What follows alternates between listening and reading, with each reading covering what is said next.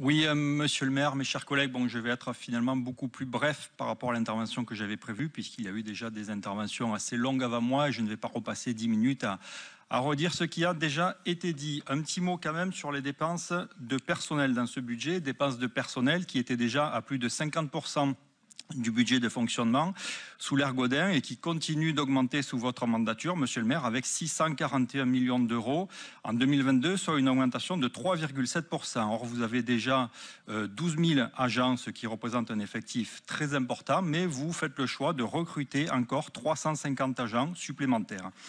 N'y a-t-il pas dans les 12 000 agents que vous avez déjà sous le coude des personnes à réorienter ou à requalifier pour éviter de recruter encore ? Nous espérons en tout cas que ces nouvelles embauches se feront uniquement sur le critère de la compétence, mais je fais confiance pour cela à Madame Fortem. Un petit mot pour l'entretien du patrimoine, puisque je crois que ça n'a pas été évoqué. À notre connaissance, nous n'avons toujours pas l'inventaire de ce patrimoine. Et donc, comment vous faites pour gérer votre patrimoine sans cet inventaire, à moins que vous l'ayez obtenu et que vous fassiez de l'obstruction d'informations à l'opposition ? Et puis, bien évidemment, je suis obligé de dire moi aussi un mot sur l'augmentation de la taxe foncière. Une augmentation de 14%. On n'est pas sur 2, 3 ou 4% d'augmentation, mais 14% d'augmentation. Comme on dit, vous n'y êtes pas allé de main morte. Et si l'on rajoute à cela, je crois que ça n'a pas été dit, mais si l'on rajoute à cela les 3,4% de revalorisation de la base locative, cela veut dire que concrètement, les propriétaires marseillais vont recevoir à la fin de l'année une taxe foncière en augmentation de près de 18%.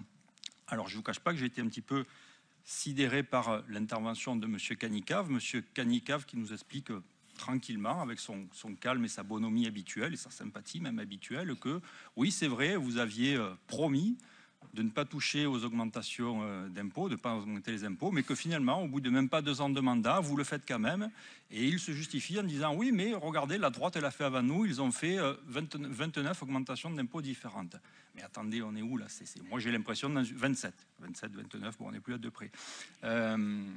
J'ai l'impression d'être dans une cour d'école maternelle, moi. C'est oui, moi j'ai augmenté les impôts, mais toi tu l'as fait avant moi. Oui, mais moi je l'ai fait plus. Oui, mais nous, il y avait la taxe foncière. Mais attendez, on est où là? La réalité, c'est que à la fin de l'année, tous les propriétaires marseillais, qu'ils soient modestes ou qu'ils soient riches, parce que chez les propriétaires, il y a beaucoup de gens modestes, eh bien, ils vont recevoir une augmentation de leur taxe foncière de plusieurs dizaines ou de plusieurs centaines de milliers d'euros, et ça, dans un contexte d'effondrement du pouvoir d'achat dû à la crise géopolitique. Voilà, ça, c'est la réalité. Tout le reste, ce n'est que du blabla. Et donc, bien évidemment, nous voterons contre ce budget.